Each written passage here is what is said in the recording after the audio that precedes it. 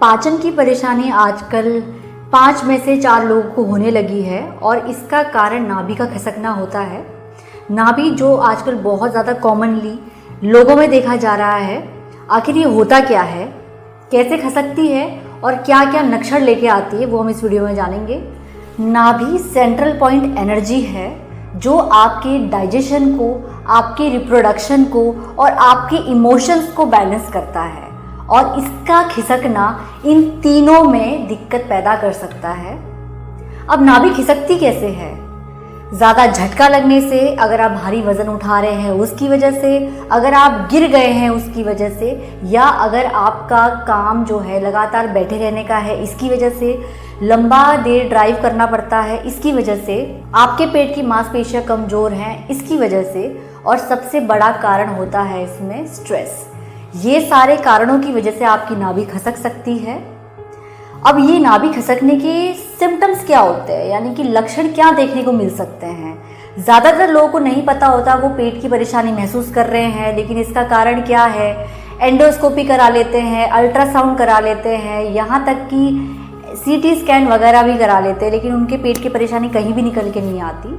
तो मैं बता देती हूँ, ऐसे में नाभि की परेशानी किसी भी रिपोर्ट्स में निकल के नहीं आएगी, ना ही किसी ब्लड टेस्ट में निकल के आएगी। इसके लक्षण आप क्या महसूस करेंगे? आपको पाचन की परेशानी होने लगेगी, खाना जो भी खाते हैं अच्छे से पचेगा नहीं, मोशन बार बार आने लगेंगे या बिल्कुल ही नहीं आएंगे, जिसकी वजह से कब्जी हो जाती है, या फिर आपको एसिडिटी रहेगी, बहुत ज़्यादा मात्रा में डकार भी रहेगा, डकार के साथ आपको पूरी छाती में जलन भी करेगा, हार्ट बर्न होता है, आपको शरीर कमज़ोर लगने लगता है, आपको थकान लगती है और नींद ना आने की समस्या पैदा होने लगती है। ऐसे में आप स्ट्रेस में चले जाते हैं, काम में मन नहीं लगता, शरीर टूटा टूटा थका थका रहता है। ये सारे सिम्टम्स ही आपके नाभि खिसकने के होते हैं। अब इसका इलाज क्या है?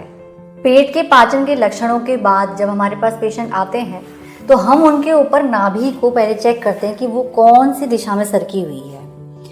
नाभि को चेक करने के बाद जिस डायरेक्शन में सरकी हुई होती है, जैसे कि इनकी नाभि ऊपर की तरफ सरकी हुई है, कब्जी की समस्या बनी रहती है इनको, उस नाभि को हम नीचे सेट करते हैं। किस तरीके से? सांस लेंगे, ढीला छोड़ेंगे,